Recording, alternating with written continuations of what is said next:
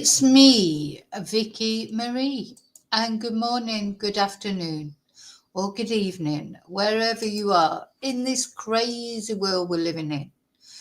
So, thank you to those of you that were with me last night.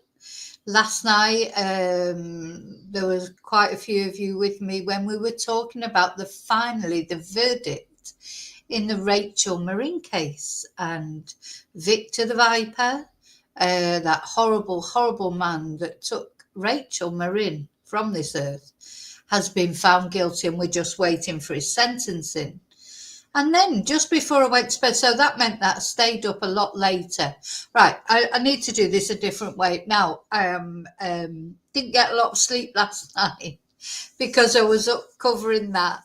I also had a couple of vodkas to celebrate, so my head's a little bit woolly. Anyway, bright and breezy this morning. Just before I finished the live last night, I saw this news about Samantha Murphy. I was going to go back on and do another live, but it literally was, for me, the middle of the night or the early morning. So I thought, no, I'll go to bed. I'll get up bright and early and talk about it. Of course, I overslept, but here I am now. So it is 8:36 in Spain, in Europe. My name's Vicky Marie. I talk about true crime or anything else that might be interesting for people. We'd like to tell the victims' stories with respect. Okay, just want to say my thanks before I get going. Just very quickly, thank you all for watching, for liking, subscribing. Thank you for caring about Samantha. If you're watching this video, because like me, like a lot of us, this is another case that we've been following for a long, long time. And someone has been arrested for the murder of Samantha, but Samantha's remains have not been found.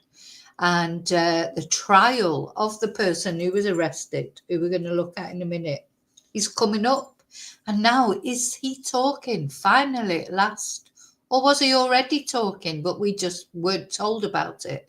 That's what we're going to talk about. There have been some developments, which, it seems like a long time since we've heard anything. The Australian police are very, very tight-lipped, aren't they? Because obviously it's coming up to the trial. They don't want to prejudice any trial. They don't have a body, though they have apparently loads and loads of digital evidence. But they actually don't have a body. So anyway, thank you for sticking with this case. We're going to follow it right through to the end, when hopefully somebody is found accountable for taking Samantha away from her family. 3 children, another mother, 3 children, all mourning the loss of their mother. And these children didn't even get to bury her, say goodbye to her. Okay, so yes, thank you for that. If you've been watching, thank you for being subscribers. Please consider subscribing. Please like this video. Special thank you to my members as always. To anyone who's sent me a positive message, email, etc. Thank you to anyone who's PayPal'd me or sent super stickers. Thank you so much for supporting my channel. So as I was just about to go to bed last night, I saw this news, and it's really intriguing, I think, because, I know a lot of people have been getting really frustrated with the Australian police. But, we just don't know what's going on behind the scenes, do we? Because it's taken all this time, because this happened. You can see up in the right-hand corner there, that's Samantha on what's thought to be the last morning. She went out, she cleared up after her dog, and off she went on a jog. She was training for a marathon.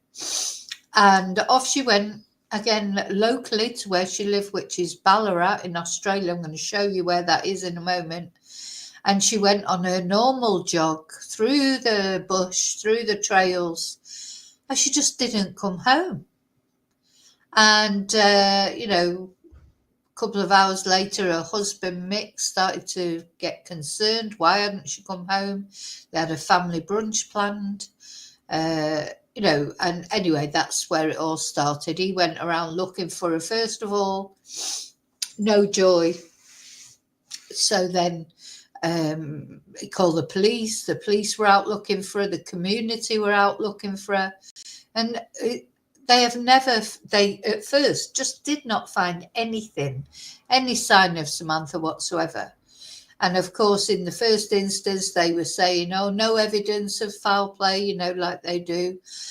Of course, everyone was looking a little bit sideways at Mick because he's her husband, and the husbands always get suspected, don't they, you know, in the lack of any other information. Anyway, then it all changed from the police. You know, I have a playlist on all this, all the details of of this case. Then it was all changed. It was, yes, they thought there were probably suspicious circumstances. Then they said, yes, there were definitely suspicious circumstances. They thought that she'd been targeted. They specifically called it a targeted attack. So I think what they were trying to say there was it wasn't an accident. And then the next minute they made an arrest, and they arrested this man, Patrick Oren Stevenson. Well, this was the photo that was released at the time. And Patrick Oren Stevenson, he's a local boy, another young one like Victor Hernandez in the Rachel Marin case, in his early 20s. A local tradie, you know, local to the area. His father's a bit of a minor celebrity.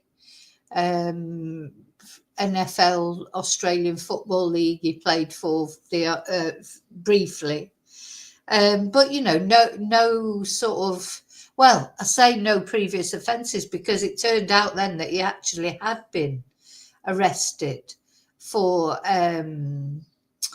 smashing his motorbike into a tree, like while he was high as a kite sometime, but he was badly injured. No charges were ever brought. You know, I think he got away with that because he was an all Australian boy. Now, since then, he has been taken to court for it. While he's been in prison for charged with Rachel's murder, he has faced those charges.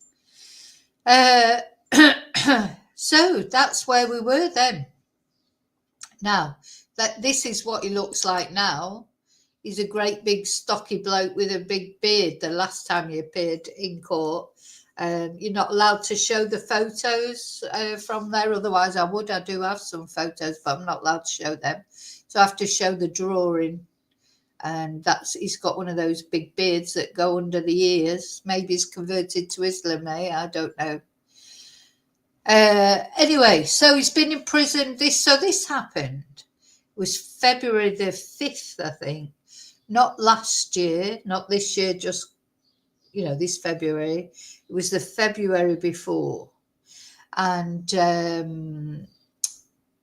yeah, ever since then, I say, poor Samantha and her poor family, although they've been told, you know, in no uncertain terms by the police that they think that Samantha is dead, and they've obviously got reasons for thinking that.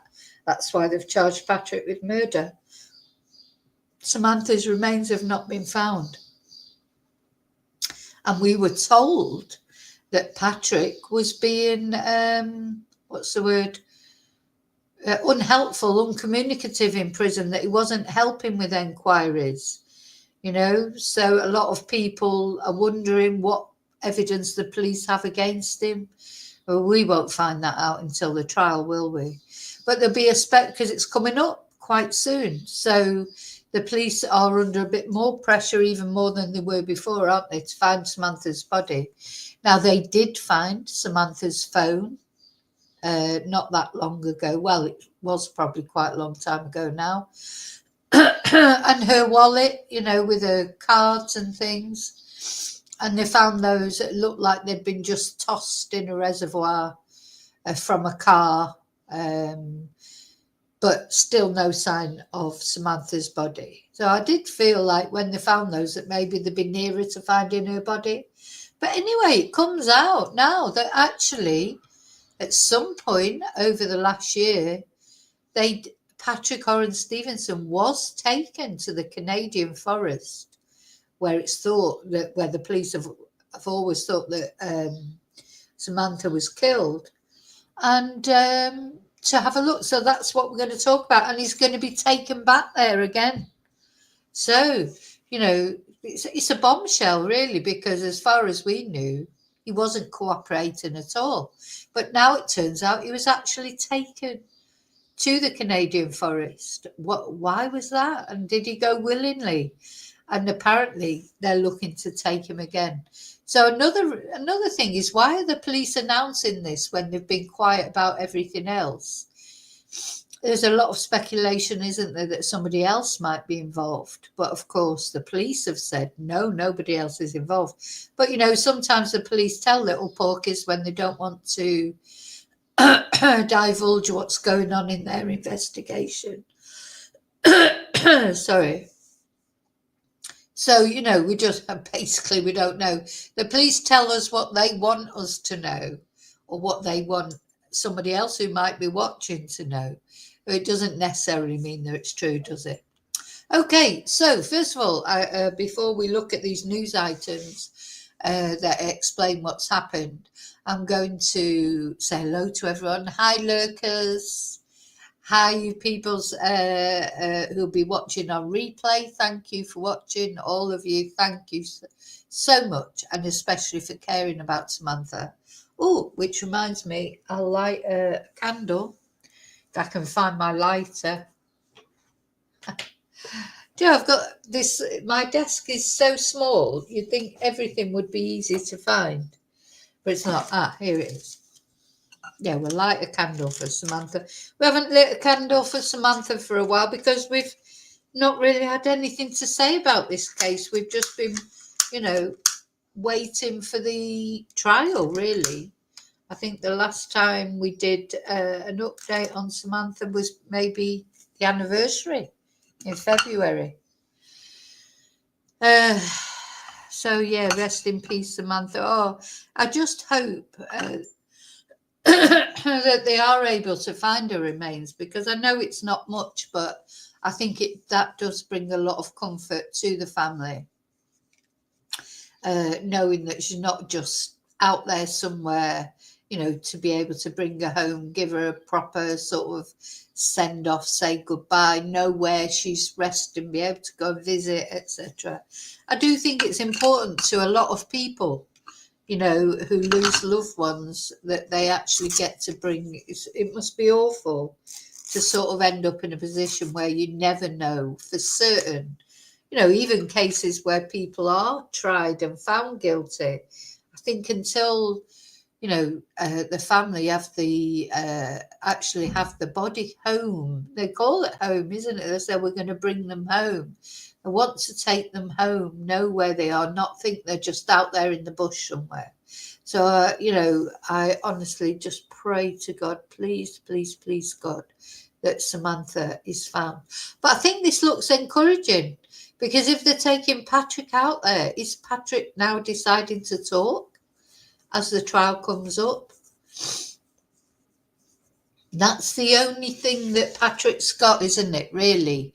He has got that, you know, if he knows where the body is, it is a bargaining chip that he's got. Now, there's no death penalty on the table. There's no death penalty in Australia at all, I don't think. So he's not going to get the death penalty, whatever. So it's not for that. But it may reduce his sentence, mightn't it? If if he's found guilty, he must get a longer sentence, I'm sure, by withholding, you know, the remains, Samantha's remains from the family. Whereas surely, you know, if it's going to look that way, that he is going to be found guilty, that would help his case, if you like, his sentence, if he actually, you know, puts the family out of their misery and lets them know where she is. Anyway, now I'm going to say hello to people in chat. Hi, Daniel. Happy Tuesday. Hi, Pamela. Oh, so you're in Australia, 4:36 in Gosford, Australia. Oh, so that So the 4:36 a.m. Hi, David. Yeah, well, I was still up at 4:36, I think, this morning. Spanish, no, it wasn't quite as late as that. I think I went to bed in the end around 3 a.m. The thing with me is I'm normally in bed at 10 o'clock in the evening. You know, I'm not a night person. But if I do stay up, if I get past 11 and I'm still awake, I tend to get like what they call, if you know that expression, a second wind. I sort of liven up again a little bit. And then I find it difficult to get to sleep. So I can either go to sleep at 10, 11. But after that, if I'm still awake, I can sort of literally be up all night, and I don't know why that is, but anyway. So I did think about that last night, and do you know what? If I hadn't have had a little bit of vodka, I probably would have gone back on live. But I'm glad I didn't now. But anyway, so let's have a look at the first. So what do you think about this? Do you think he's starting to talk? Do you think he will talk? Some people don't think he's guilty. I personally do think he's guilty, because I just cannot see. Well, let me show you where it's happened first. I just cannot see that the police would have arrested him in the first place unless they had pretty compelling evidence. But, we don't know. So this is where we're looking at. Now, this is Ballarat. So Samantha lived in Ballarat. We look at it. Yeah, we can see Melbourne's here. If we look at the map of Australia. And this all happened around this area. We've got Ballarat here, and this is the Canadian forest. Mount Clear, I remember that clearly. I remember when we were looking into the case at the time, and the police were talking about, they seem to think that is exactly where she's been killed. Do you remember they were saying that? Mount Clear, they mentioned it specifically. And that, of course, is the Canadian forest area. Now, there's been a lot of speculation about where Patrick may have taken her body. If, in fact, he did it. Of course, he had transport. So, technically it could if he killed Samantha, he could have taken her anywhere to hide her body. There are a lot of mine shafts, disused mine shafts around that area, that take some searching. And there has been a lot of intensive searching done. But of course, the police have got the digital evidence, which hopefully, helps to sort of narrow down, because it literally is looking like looking for a needle in a haystack. But just statistically, murderers don't often actually take their bodies very far, mainly because they don't want to be caught with it. You don't want to be driving off miles, do you, with a body in your car? So, it is statistically likely that Samantha will be somewhere quite close to where she was actually killed. Now, this is where he lived, Patrick, Scotsburn. That's where he was arrested, wasn't it? So they have searched sort of around here as well. But anyway, it seems like they're concentrating again on this Mount Clear area. So let's have a look at one of the let's have a look at one of the news videos about it I've got here somewhere. Here we go.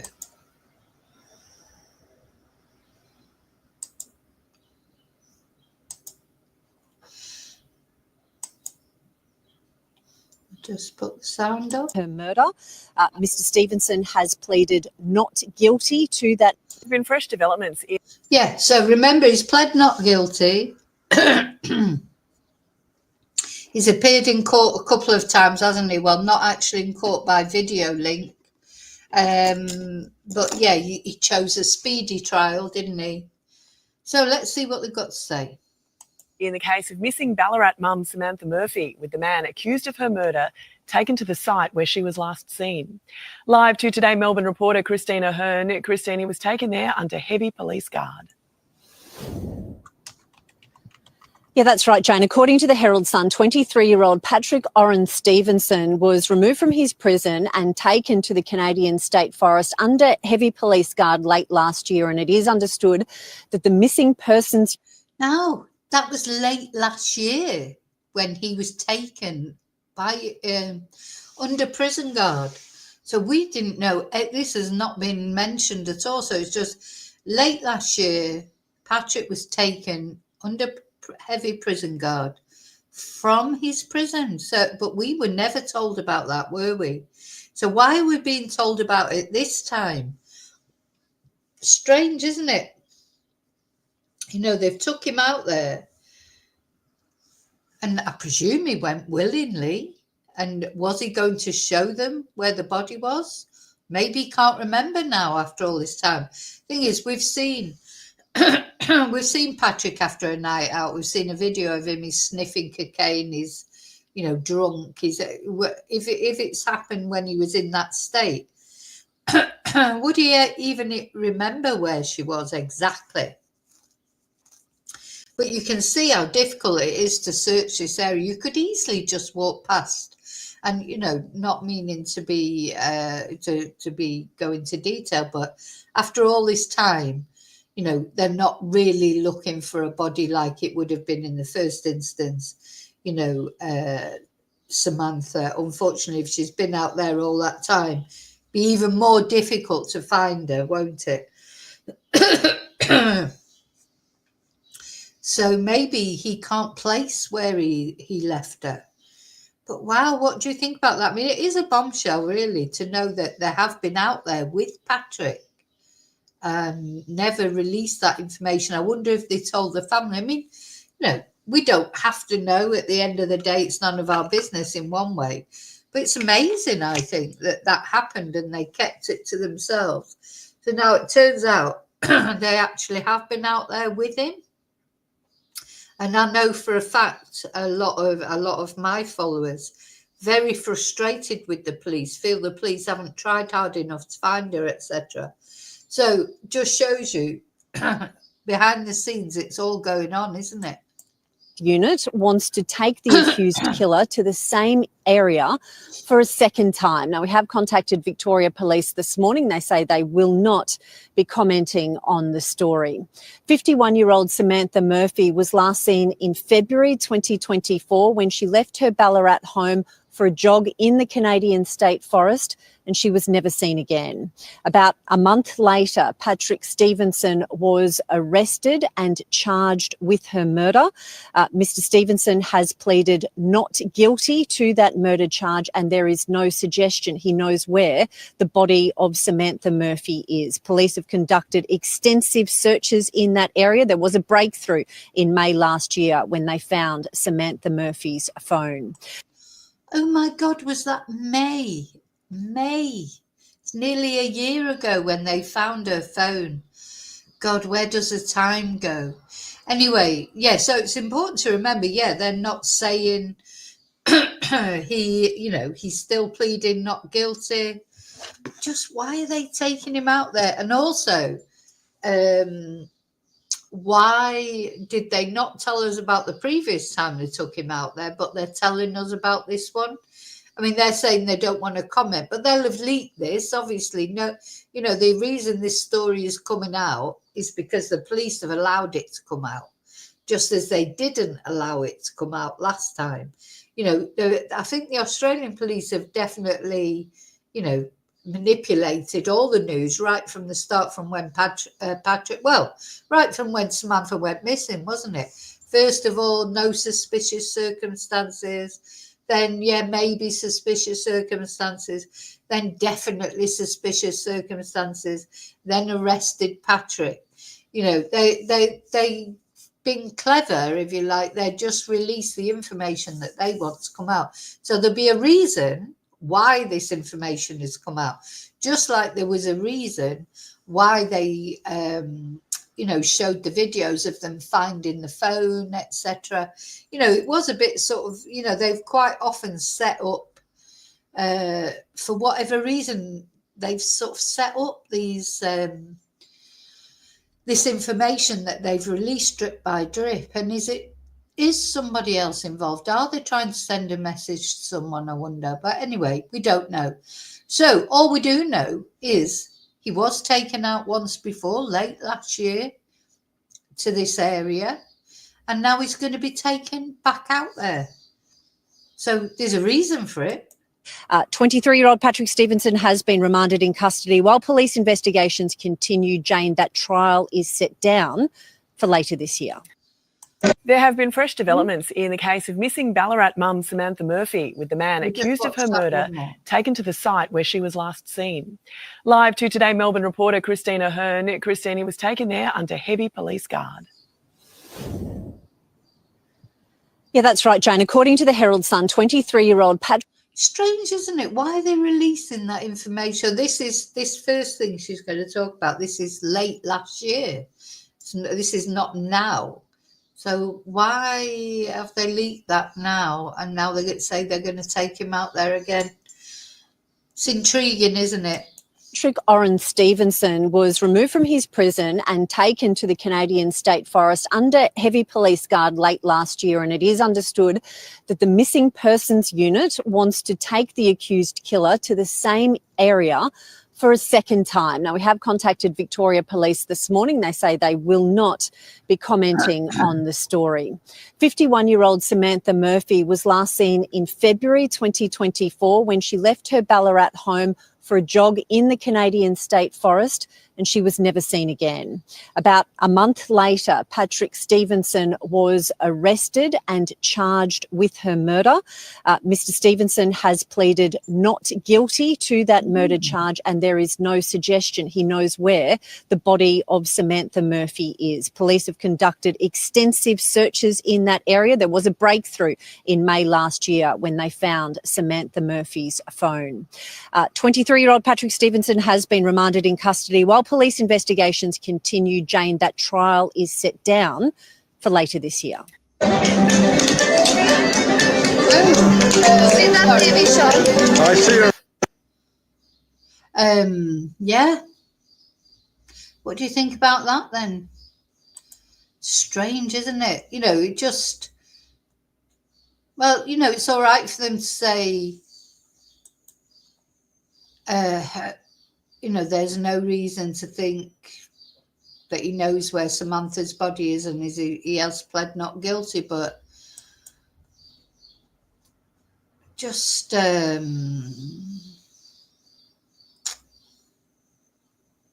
let's see what the Daily Mail's got to say, eh? Because even though it is a bit of a crappy paper, they do tend to know about things that are going on.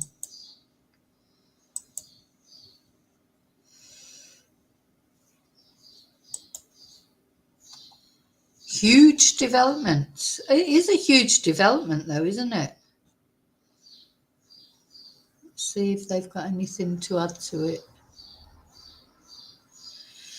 No, I think they're just going to be repeating. Let's have another look at another. The man charged with the murder of Ballarat mother of three, Samantha Murphy, has reportedly been taken to the place she was last seen alive. The Herald Sun newspaper reports Patrick Oren Stevenson was removed from prison and escorted under heavy police guard to the bushland area. Our reporter Abby Dinham has the details. Late last year, 23-year-old Patrick Oren Stevenson was reportedly taken from prison to bushland near Ballarat as police continue the exhaustive search for Samantha Murphy's remains.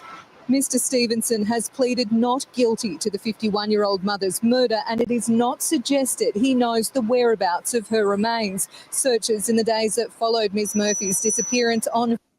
So notice they're at pains to say that. It's not suggested that he's aware of where her remains are, but obviously he must be. They must think he knows. Otherwise, why would they take him out there? Are they trying to rattle him, or, you know, why would they take him out there? February 4 failed to uncover any trace until a targeted search uncovered her mobile phone in a dam south of Ballarat. A retired homicide detective has told 10 News First it's an unusual move for police to take Mr Stevenson into the bush during an ongoing investigation, but it could mean the case is moving forward. Oh, I take it as being a positive sign, one way or the other, either continuing to prove his innocence. It could work both ways. So, it's not about anyone speculating about what he may or may not tell the police. It might well be to assist him in his defence case. He says the move would have required special permission from Senior Police Chiefs, Corrections Victoria and the cooperation of the suspect. Mr Stevenson is expected to face trial later this year. yeah. Gosh, it is quite baffling, really, isn't it? We just got one more.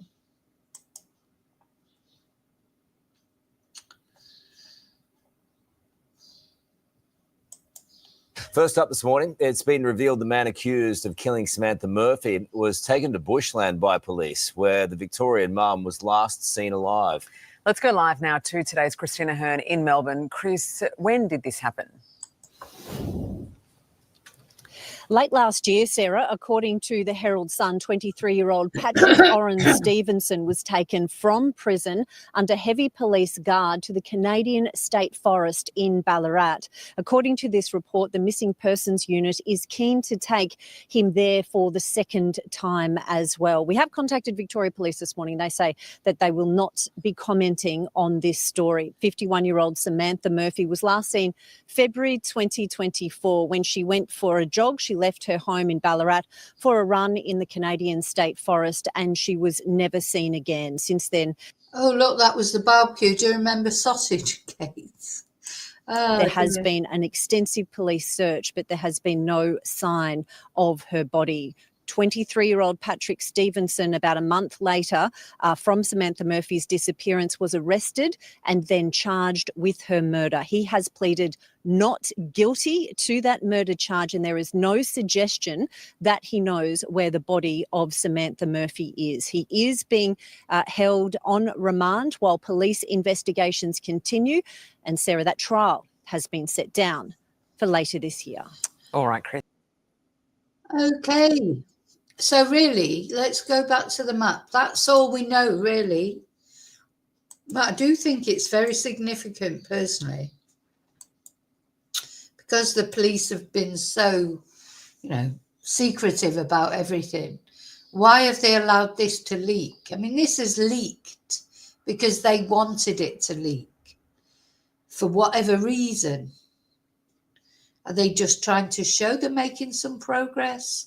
Are they trying to put pressure on either him or someone else? Or is he about to talk? Now his lawyer maybe has seen the evidence against him. Maybe he said to him, look, you're going to get found guilty, so you should say where the body is. Anyway, I just hope for the sake of Samantha's family that it does lead to, finding Samantha some progress. Hi, Joanne. Yeah, praying is about to talk. Because I always felt that he would talk eventually, but of course he's left it as long as possible. I mean, he hasn't spoken yet, so I don't know that he is going to talk. But, this happens quite often, doesn't it? So killers, they will wait right until the trial because it's like a little bargaining chip that they've got. Also, the longer that they don't reveal where the body is, the longer the forensic evidence gets sort of compromised, doesn't it? So, oh, well, I hope he is. I still think it's strange that the police have leaked this when they didn't leak it the last time, and we didn't know that they'd been out there with him before.